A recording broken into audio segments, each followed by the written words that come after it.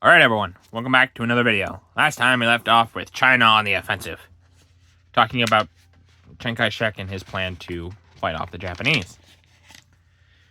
We're now on to Allied Armored Forces rout German panzers. March 6, 1943. Battle of the Tanks. In the Tunisian fighting, the armored divisions of both sides played a considerable part, and their support was indispensable to secure the full exploitation of any breakthrough of opposing forces. On March 6th, the enemy made a heavy assault on British positions in southern Tunisia with infantry and tanks. It failed signally.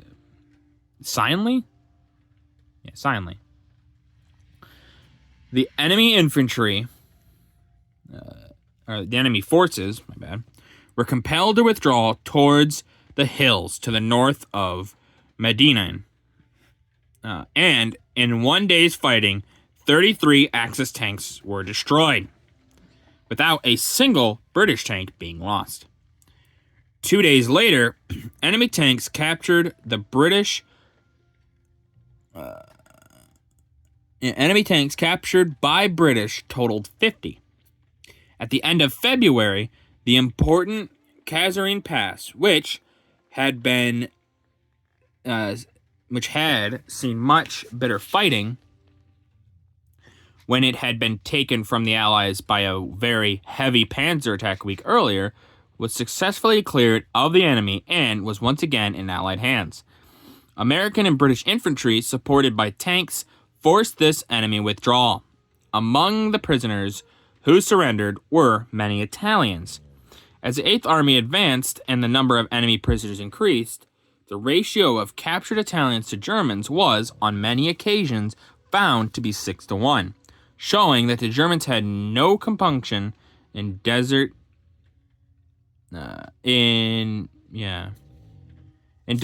the soldiers of Italy. Oh, okay. Then their ally. The pictures on these pages show some incidents during this stage of the fighting in Tunisia. The top, right here, is British tank crews mounting before an advance against enemy positions. So we can see them getting all ready, getting up there, getting into the tank, things like that, to go attack the enemy then, push their positions. And then the bottom here, hundreds of war-weary Italian soldiers surrendering to the 8th Army. So yeah, as I said, the Italians tended to surrender more often. And why is that? They kind of point out here it's because, the Germans, how they treated them. And it could be that way, somewhat. But another reason a lot of these Italians surrendered is because they were just done with the war. Italian mindset of this war, as I've said in a previous video and things like that, it starts out as they're, ready for war, but they're not really. And they find out pretty quick they don't really want this war as much. This is an interesting factoid that I learned recently. A main reason that Italy is so ineffective in this war, and we always wonder why, it's because of blah, blah, blah. Well, there's actually one main reason. A main reason is Italy was not ready for this war. Now, what do I mean by that? Well, at the beginning of the war, not the beginning, but before the war started, Germany and Italy signed, I believe it's called the Pact of Steel, but I could be wrong. But they signed the pact that, if they attack anyone, we attack with you, or if you get attacked, we attack with you again. So like we defend you if you defend us and vice versa, things like that. Well, Italy signed that, and Mussolini was under the impression that they would not be fighting for a little bit. Italy didn't even have their war production really at a point where it was effective. Well, funny mustache man, Adolf Hitler, he knew that Italy was not ready. And he knew that Mussolini thought this. But they still started the war too early. And so Germany screwed over the Italians, and so the Italian fighting force is just not there yet. They don't have the supplies that they needed for this war. And it's why they are so ineffective in this war.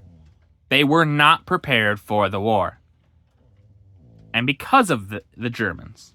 So you can kind of see some of the resentment between the Italians and the Germans.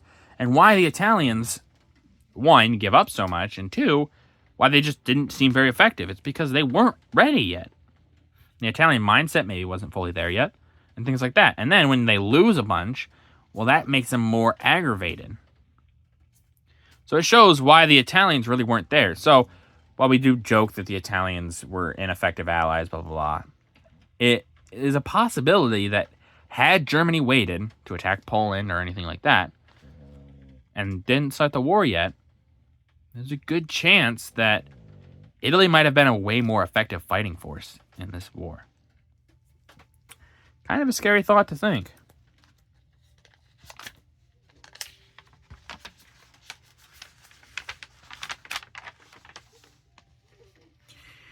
The 8th Army attacks the Mareth defenses. March 20th, 1943. Why is there just a black? I don't know if anyone else noticed this, but there's just a black box here. I'm not sure what it is. I'm sure they will describe it, though. Battle of the Mareth Line.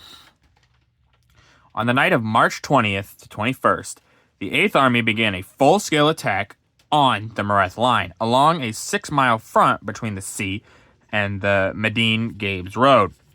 After 36 hours of fierce hand-to-hand fighting, all preliminary objectives had been gained, and British infantry, strongly supported by masses of tanks and aircraft, had driven a wide bridgehead into the front part of the line between Mareth and Zerat. As at El Alamein, General Montgomery delivered a frontal assault against the enemy's most vital sector and strengthened this assault by heavy artillery attack and air bombardment. During the first phase of the operation, 1,700 prisoners, nearly all of them German, were captured. For some days, bitter and bloody fighting ensued, and the enemy suffered heavy casualties. On March 28th, the 8th Army captured Mareth, Tujain, and Matmata, and the entire Mareth line fell into Allied hands. The photograph shows a section of the British artillery shelling the Mareth defenses. So we can see here, that's what this is. It's a big gun, and it's firing down there on what you're to assume is the Mareth line. But yeah, obviously artillery still playing a big part in this war, like it did in the first one. Man, these pages. Men who go down to sea in ships. March 1943. 83 days on a raft. Wary of a possible trap, a U.S. patrol boat approaches cautiously to find 3 ragged, starved men on an 8x10 raft floated on 2 empty oil drums. The only American, 21-year-old Basil Dominic Easy Southbury Moss, okay, an armed guard member, feebly hails the oncoming craft. The first seen by the trio since the 35th day of their 83-day saga. Izzy's companions are both Hollanders. 2 other Americans died on the raft and were buried at sea by their companions, the victims of a German wolf pack that had been playing in the South Atlantic during the spring of 1943. Yeah, this happens quite often in this war. There's even earlier pages talk about this. But can you imagine that? You get stuck at sea for months, and you'd think, well, we're never going home. We're going to die here. Just like our friends, we're going to die. And then you see a boat in the distance, and you wave them down, and they finally come and save you. That experience would be terrifying. Most people today would not handle it. Most people back then couldn't even barely handle it. So, it is the strength in these men, though, that they were able to survive. A hit! March 1943. Curtains for an enemy tank. This dramatic picture was taken just as an RAF plane scored a direct bomb hit on this German tank, filling the air with flying steel, smoke, and clouds of desert sand. The efforts of the RAF during the drive through the desert were of tremendous value to the Allies, as they made it practically impossible for the enemy to bring up supplies to their sorely harassed troops. Yeah, I mean, the RAF, man, just aircraft in general, it's super valuable. When you have air superiority, you can basically do whatever you want. Many times through this war, we've seen that it just kind of is that way. If you have air superiority, the enemy can't really stop you. And it shows just how effective aircraft really are. But with that, that's going to do it for this video. If you guys liked the video, leave a like. If you didn't, leave a comment. Tell me what I could improve on. I really appreciate your feedback. And as always, subscribe. It does honestly help out the channel greatly. Thank you.